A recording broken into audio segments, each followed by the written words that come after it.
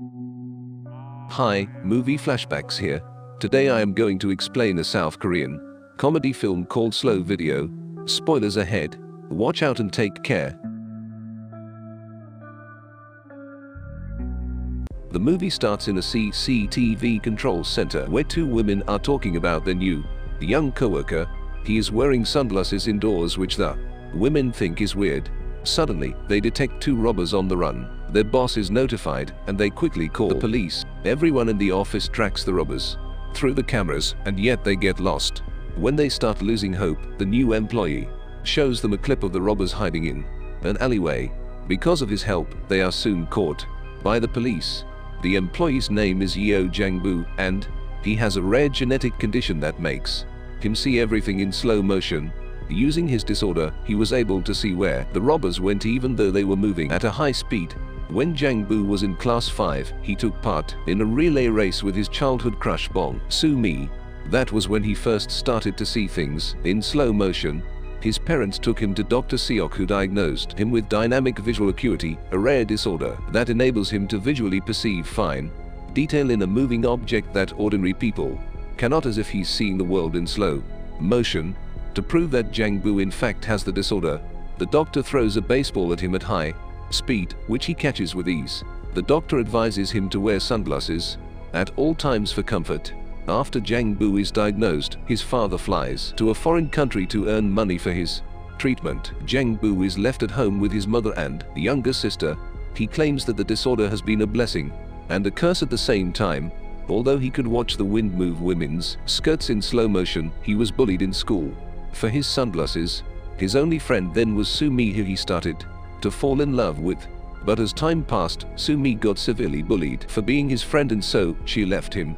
Following that, Jang-bu has never had a friend. He wanted to lose his eyesight altogether, so he watched TV all the time. His vision didn't really get worse, but he developed an obsession with K-dramas.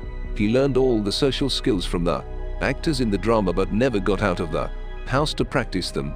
His father refused to return to Korea even during the holidays to save money, but it all went to waste when one day he died because of an accident in the workplace. Following the death, the only man that Jang-bu is close to is Dr. Seok. He advises him to see the world outside of his room and help his family with money.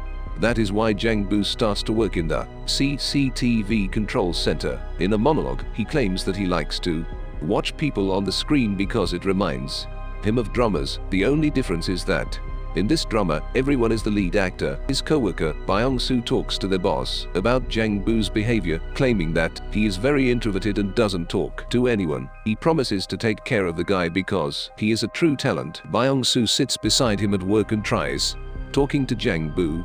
However, a shy Jang-bu answers all of Byung-soo's questions in his head and doesn't speak to him. While monitoring the cameras, he seems to be counting how many steps people take to reach a certain place. Byung-soo thinks it's weird but doesn't ask any questions. In an attempt to socialize with him, Byung-soo asks him if he has a girlfriend. This reminds Jang-bu of Soo-mi, so he goes to her house the very next day. Soo-mi has grown up into a beautiful woman, but with financial issues. Her debt collector nags her to sell the house to pay back her loans. Jang-bu watches her from afar but is too scared to go talk to her. That day onwards, he watches her through the CCTV cameras every day and memorizes her daily routine. At night she drinks soda in front of a coffee shop, so he too does the same. He sees her eyeing an abandoned sofa on the way and drags it in front of the coffee shop. The next day, Soo-mi notices the sofa but doesn't think much of it.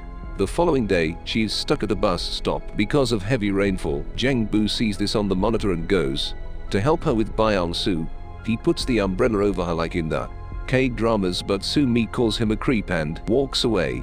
Following that, the two go to Dr. Seok, asking for ways Jang-bu could impress Soo-mi. He suggests Jang-bu give her flowers. Soo-mi is late for her musical drama audition. The next day, she calls the manager and starts singing in the middle of the road as her audition.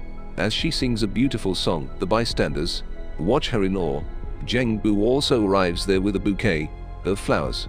He hands her the flower after the song, but Soo-mi doesn't appreciate it. She tells him she would rather prefer a box of ramen and walks away.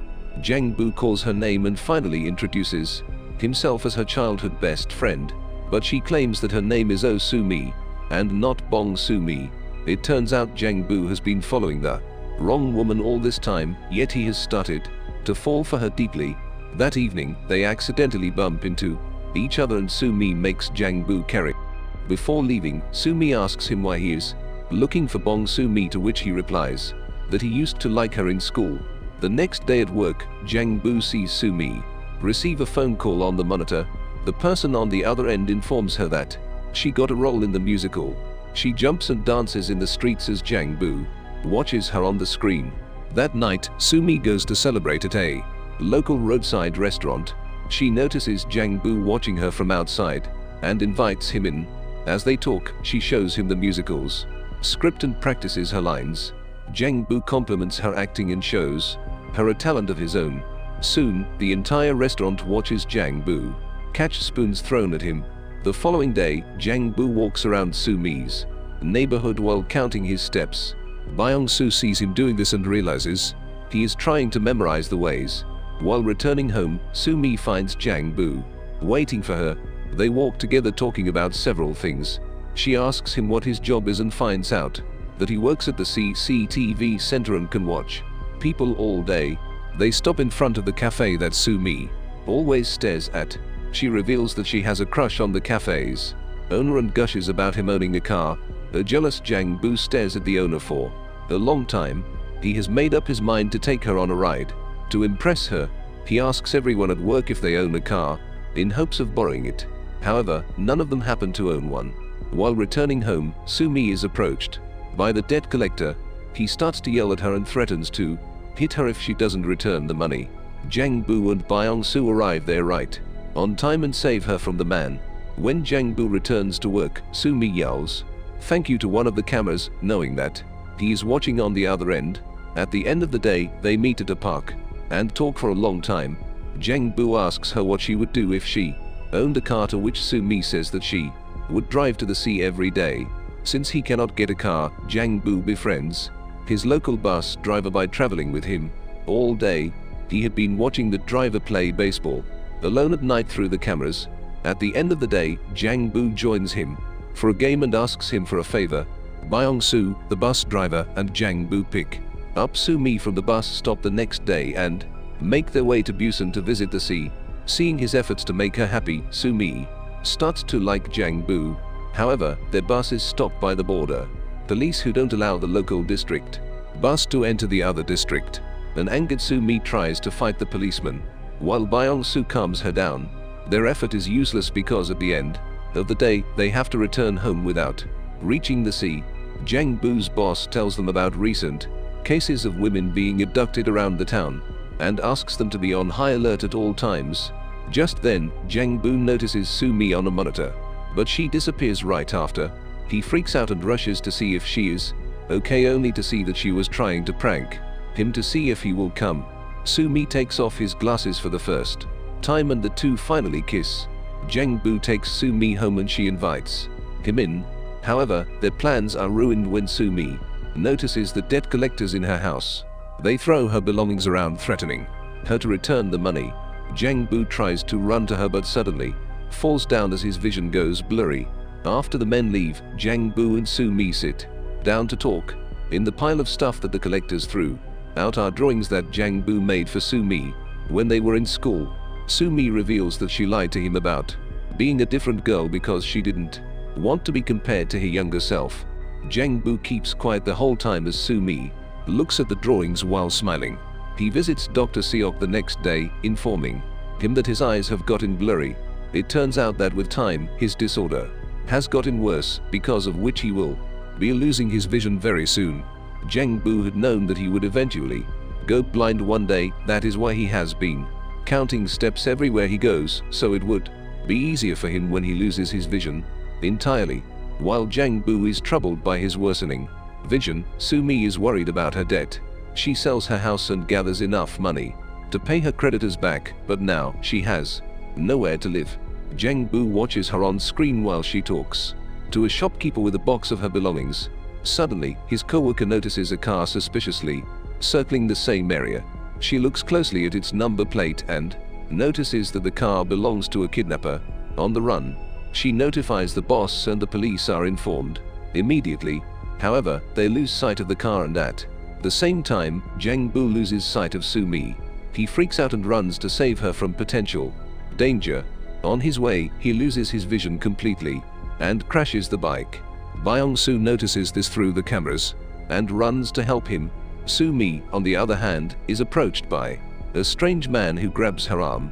But before he can take her away, Jang Bu starts to run towards them.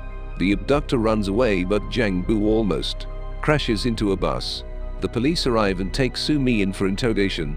Now, Jang Bu is left alone in the streets and is helped by Byung-soo. He cries while holding his friend, devastated. On losing his vision, several days have passed since the incident. Sumi gets busy with her life and doesn't contact Jang Bu. She looks at the CCTV cameras often when she misses him. A few months later, she notices Jang Bu inside her favorite cafe. She happily approaches him and waves her hand, but is shocked when Jang Bu brings out his stick and walks the other way. She follows him around the town and finally reaches an art gallery that is filled with paintings of her that Jang Bu has drawn. In a monologue, Jang Bu says that he has lost his vision, but he still remembers her. The next day, Sumi again follows him, but this time he asks her where she wants to go. She realizes that he can sense her, and the movie ends as the two hug. Subscribe for more videos like this, turn on the notification and leave a like to help the channel out. Thanks for watching.